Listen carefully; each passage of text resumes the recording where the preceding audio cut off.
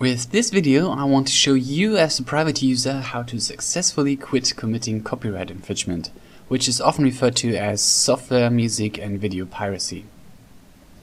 On one hand, I produce this tutorial because I want to help others quit stealing on the internet, and on the other hand because I realized it is great to have a 100% legal computer setup, and I want to share this experience with you. I will tell you about the advantages later. First of all, what does copyright infringement in this context mean? The United States Copyright Office puts it this way. As a general matter, copyright infringement occurs when a copyrighted work is reproduced, distributed, performed, publicly displayed, or made into a derivative work without the permission of the copyright owner. Similar definitions apply in many other countries. Here are some examples of actual acts of copyright infringement. Downloading games and other software from illegal wares websites or via peer-to-peer networks. Filming a movie at the theater and distributing it on the internet. Putting a song on your homepage without the copyright owner's permission, and so on.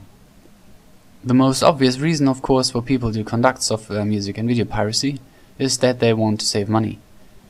There are other reasons as well, but this is not a debate on principles. Fact is, many people do it regardless of race, color, age, sex, religion and so on. Some say the Bill Gates and Steve Jobs of the world have enough money, they don't need my 20 bucks. But the consequences of copyright infringement are grave, since companies of course need an income to produce awesome software, songs and movies, and not all companies earn fortunes like Microsoft and others.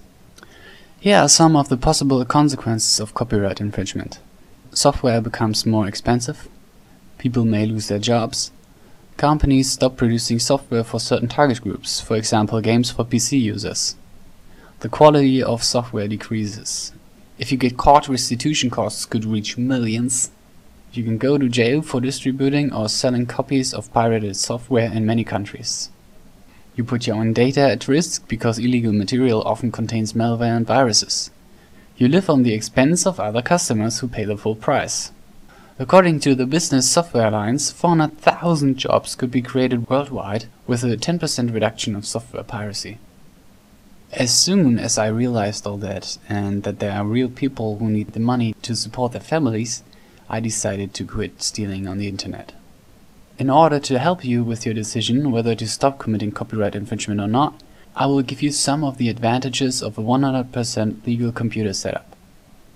No hide and seek due to illegal software, music or videos on your computer. The possibility to talk openly about your software with friends, colleagues and your children. No bad conscience. You support the development of high quality software, music and videos. You have access to the official support of your product. You have the right to submit warranty claims and many more. So, how can you quit stealing on the internet? Here are 8 recommendations. 1. First of all, make up your mind about the reasons that make you want to quit stealing on the internet. This might help you to hang on. Maybe you write down your reasons and put them at the wall behind your desk. It's up to you. 2. Avoid the temptation.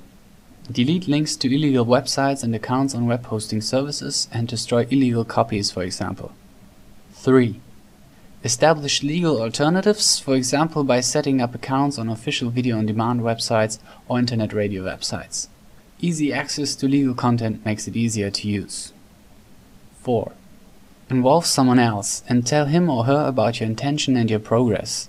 This could be someone who is a role model to you or someone you wouldn't want to disappoint, for example. Having someone makes it harder to fall back into your old action patterns. 5.